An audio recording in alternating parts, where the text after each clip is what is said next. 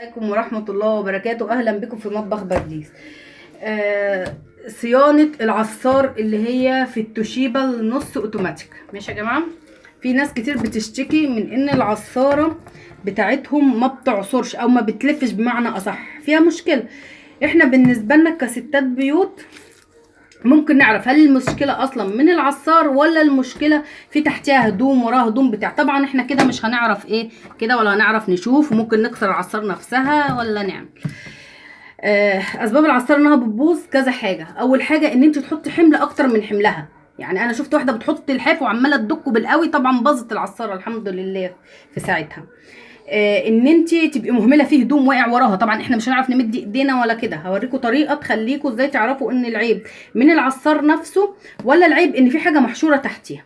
اول حاجه بالنسبه للغساله ديت، بصوا احنا دلوقتي هنا اهو فيها تلاقي سهم اهو واضح، وفي هنا ايه حته كبسوله دي. بالراحه خالص بتقومي شايلها.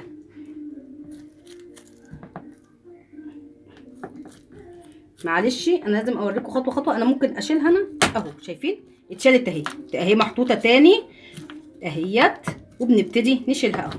ماشي، هتبصوا تحت تحتي هتلاقوا ايه؟ هتلاقوا مسمار اهو، اهو بالمفك ده، وتبتدوا تفكوه. لازم الخطوات دي تتعمل وبالراحه وبهدوء، وتحافظوا على المسمار عشان لو ضاع المسمار خلاص مش هتعرفي تجيبيه تاني. معلش عشان ايديا بتوجعني. تعملوا كالاتي، احنا اهو فكيناه كده يعتبر اتفك، مفيش اي مسامير هنا، هو العشرة كلها زي بعضيها.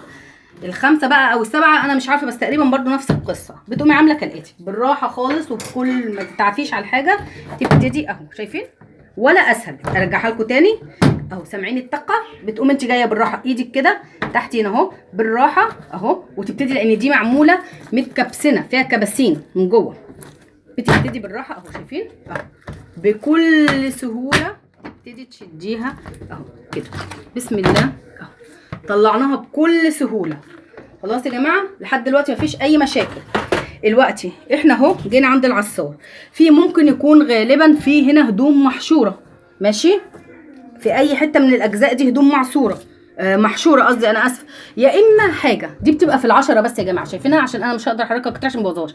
دوت يعتبر اللي بيمسك السير اللي بيدور المروحه، لو ارتخى السير من كتر الحركه هنا خلاص باظت. ماشي، فدوت اهو اهو بتحركيه يمين تحركيه شمال بالراحه جدا، وبتسيبيه كده. لو رجعت العصاره تاني اشتغلت ودارت خلاص، يبقى كده العيب كان من حاجه زي كده. ماشي، او كان من هدوم او اي حاجه محشوره تحتيه. ماشي، وكمان حاجه بالنسبه للميه، لو بتطلع ريحه او ما الميه لو بيبقى فيها ريحه وحشه او مسمره، بيبقى يا جماعه شايفين الجزء ده اللي بينزل الميه، بينزل الميه ده ممكن يكون فيه اي حاجه، توكه شعر، مسمار، بنس، اي حاجه بتعمل صدى بتبوظ الدنيا. او برضو زي ما قلت المره اللي فاتت ان الزرار دوت بيكون مرفوع لفوق كده، فبتخش الميه وبتكون ميه الغسيل اللي مش نضيفه هنا في الايه في العصار. فاحنا كده ادينا عرفنا ايه العيب. خلصنا ده مظبوط، وبيرد اهو طالع نازل معانا اللي هو بتاع شد الحبل بتاع ده، السير بتاع دوت. هنا الدنيا نظيفه، هنا كل حاجه نظيفه، هنا مفيش اي غسيل، هنا مفيش حطيتيش حمل زياده في الغساله. خلاص يبقى كده. وما اشتغلتش تاني العصاره، بصوا اهي العصاره ما اشتغلتش العصاره ودارت معاكي كده، او بمعنى اصح كانت معصلجه ما بتتحركش، يبقى كده العيب اصلا خلاص بقى حاجه في قلب السير من ورا، لازم تجيب الرد. ماشي، هنرجع بقى نرجع كل اللي احنا عملناه. احنا نضفنا الغساله، اتاكدنا ان مفيش اي حاجه واقعه في قلب العصار. هنبتدي بكل سهوله اهي، بصوا يا جماعه بكل سهوله، شايفين اهو هي دي الحزه دي، كل خطوه بعملها لكم بعدها لكم تاني. هي دي الحزه اهو، بنقوم مدخلينها اهو، شايفين انا مدخلها ازاي؟ شايفين؟ وبنيجي على الحته دي اهي ندخلها كده. معلش بقى انا مش شايفه اهو كده. وفي مجاريه اهي، بصوا يا جماعه شايفين اهي مجاريه اهي بتلبس فيها اهي. بنقوم داخلين ضابطين كده بالراحه. شايفين انا شغاله بالراحه ازاي؟ مفيش حاجه محتاجه ان احنا نستربع عليها.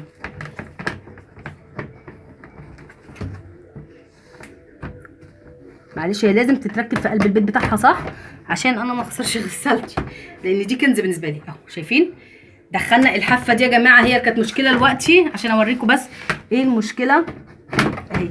شايفين الحته دي اللي هي بتاعت ده، شايفين ده اهو، هي دي لازم كانت تخش بكل هدوء وبالراحه جدا، لان اي حركه فيها انا كده ايه افتريت على غسالتي. شايفين اهي اول ما بتركبي بتعشقيه صح اهي. سامعين؟ اسمعوا بقى معايا اهو، بس بكل سهوله. ونرجع تاني نركب حاجتنا وخلاص. واحنا كده عملنا صيانه الغساله بتاعتنا اهو. هو كل اللي انت هتكلفيه حته اسمه ايه ده، مفك صليبه وخلاص على كده. وادي دي عشان ما يصديش الزرار ده ماشي اهو، تقومي حطاها خلاص. دي طبعا في التوشيبا، وبرده على فكره انا شفتها في الفريش، وبرده في التوشيبا الخمسة والسبعة نفس القصه دي. ويا رب اكون وافقكم بحاجه، وجربوا ما تقولوش انا ست وانا مش ست وانا هعرف وانا مش هعرف ماشي. ورجاء بقى تدعوا لبنتي اللي يعمل الحاجه ديت او يلاقيها حاجه معلومه مهمه، يدعي لبنتي بالشفاء. والسلام عليكم ورحمه الله وبركاته.